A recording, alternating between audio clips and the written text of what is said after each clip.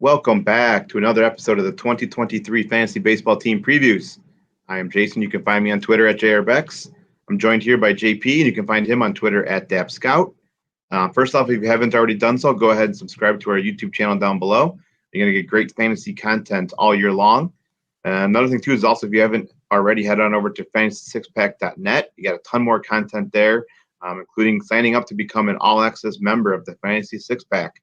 You're going to get access to our award-winning rankings, draft cheat sheets. We got a Discord up and running now and tons more. So go and head over to fantasy6pack.net/plans. And you want to use promo code F6PMLB for an additional 15% off. All right, now today we got the 2023 Fantasy Baseball Team Preview for the Pittsburgh Pirates. If we go ahead and look at that starting lineup, leading off, we have Oneil Cruz. Batting second, we have Bryan Reynolds.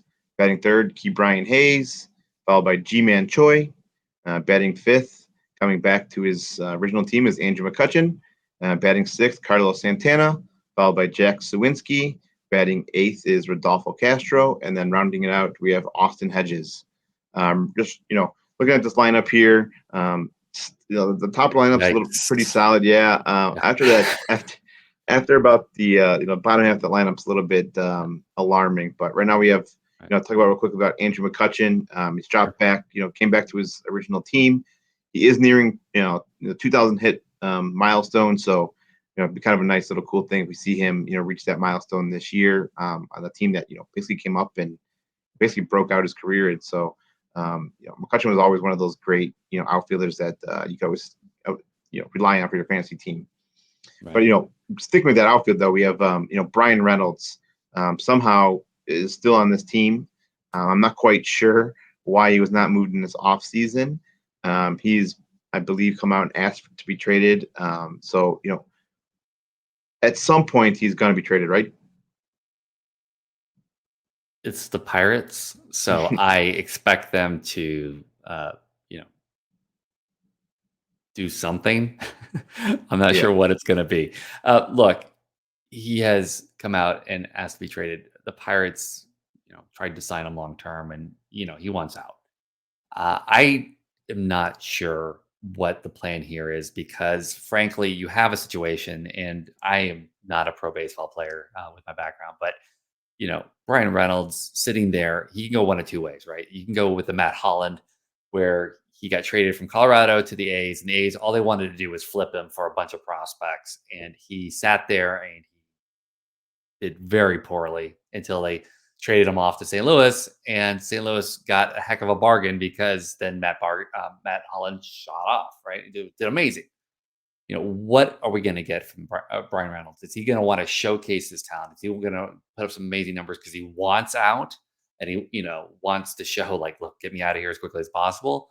Or is he just going to sit there and try to bring, become kind of that presence at the end of the bench that, every camera's going to show and be like, this is Bryan Reynolds. He's not going to be here on this team very long. Which two is this going to be? And that's really going to be a big part of the organization trying to figure out what they're going to want to do. Are they going to try to allow that to happen? Or are they going to try to jettison him early on in spring training? Or are they going to let him play into the season? That's going to be the big story here because I just don't see how they get prime value for him as the season goes on. This has to be resolved in spring training, but they're going to ask for a heck of a price, and they should. He's an amazing talent. But people are already lining up for him, and the Braves, and are they going to trade him to somebody like the Cubs, who could definitely use that extra bat? We just we covered them earlier. I am going to be very interested in watching this constantly. This is going to be a heck of a soap opera, and if I'm the Pirates, I'm going to try to cut this soap opera to maybe one episode and not allow it to be a full season, because that would be horrible. For a team that are, already kind of has a lot of issues, they need to pull in some young talent. Yeah, I mean, even with all the drama surrounding Bryan Reynolds right now, I mean, he's still someone that I'd be drafting. I mean, he's a 300 hitter. Even in this awful lineup, he's still going to get the high average. I would assume he'd get some. Still going to get at least, let's say, he played a whole season of 60, 70, 80 RBIs and runs. Right. But You can even draft him knowing he's going to be on a new team at some point throughout the Right. season. If it's maybe a season long season. But I if you mean, look at look, okay, a 25 home run hitter, right? Or more, but 25 was going to be right around where he's going to be. Plus, you give him, 330 plus OBP. That's a guy you want for sure. I mean, don't get me wrong, but if you're talking about real world baseball, that's going to be very interesting to see where he ends up. But yeah, definitely, Brian Reynolds is going to be somebody that I'm not going to hesitate to draft, especially anywhere. But it's going to be interesting to see whether that plays out. yeah, and then outside of Reynolds in this lineup, but obviously Oneil Cruz, obviously is someone to definitely be drafting. A lot of power speed combo there. We've seen him prove it even in a small sample. And then just some more late flyers here. Carlos Santana, right? Great for an OBP league. I'm sure his ADP is outside the top 250, outside the top 300. Definitely a late round flyer for your OBP leagues. Key Brian Hayes, right? We've been talking about him. It seems like the last 2-3 years now. Is he ever going to put it all together and show it? He comes up within the minors with his high averages. The power is somewhat there. Is this the season where he stays healthy and we finally can see it? I think he's And worth a late flyer for sure.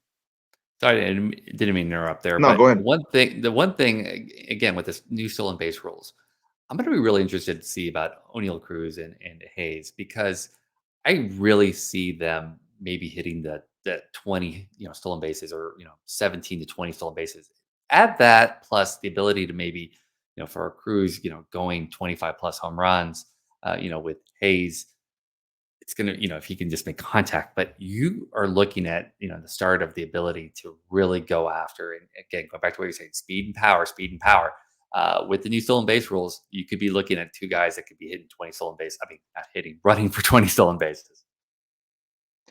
Yeah, I mean, in a half a season last year, he had almost he had two double digit stolen bases and power, a home Right. run. So he's definitely someone worth your time drafting in this abysmal lineup. Well, But one guy we should look at, right there again off the bench, and I love to call out, best yeah, ball, right? absolutely. Is my darling Connor Joe. Again, when Brian Reynolds leaves, Connor Joe should be into that lineup. Came over from Colorado, showed that he had speed, showed that once to get on base. Uh, that's somebody who definitely in best ball I would try to look at. And then Miguel Andujar, he was amazing at some points with the Yankees and then got exposed. Can he kind of put something together?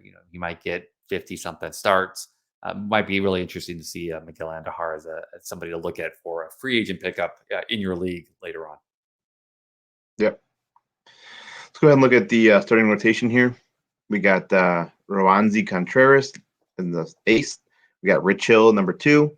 3 is Mitch Keller.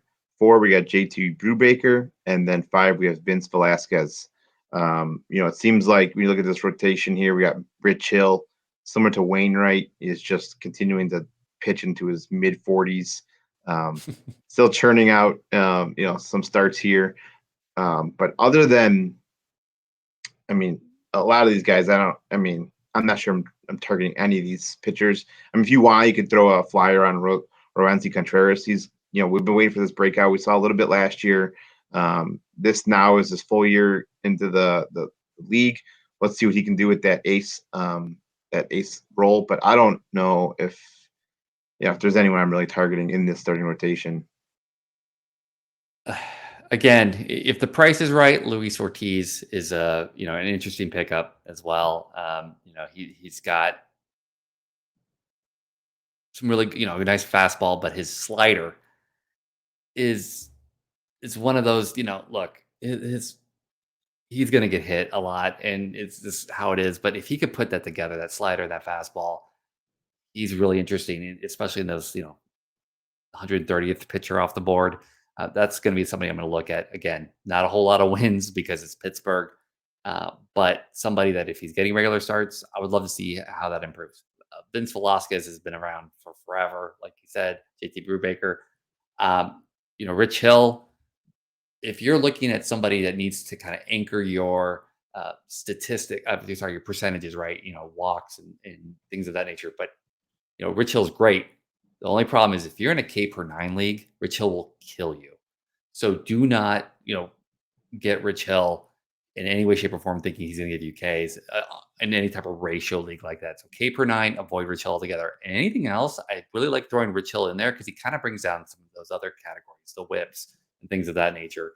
Again, he's going to have blow up starts because the guy is 85 years old. But if you can avoid those kind of things and kind of don't start him against the Yankees or the Mets or things of that nature, Rich Hill's a great kind of peripheral anchor. Yeah. Mitch Keller's one of those names too that's also been kind of kicked around for the last few years now. He's the next breakout, his next breakout, and we just have not seen that. His ADP is right outside top 300. I'm still not arguing. I don't think he's destined to be, anywhere near your fantasy staff. But let's just continue on here and go on to the bullpen here. We got the closer, David Bednar, setup men of Robert Stevenson and Will Crow. Middle bullpen pieces of Dwayne Underwood Jr., Jarlin Garcia, Chase DeYoung, Yuri De Los Santos, and then long relievers Jose Fernandez. Similar to a lot of the NL Central bullpens, it's just nothing that I'm looking for. Even someone like David Bednar, right? He's proven he can pitch. He's proven he can be a closer.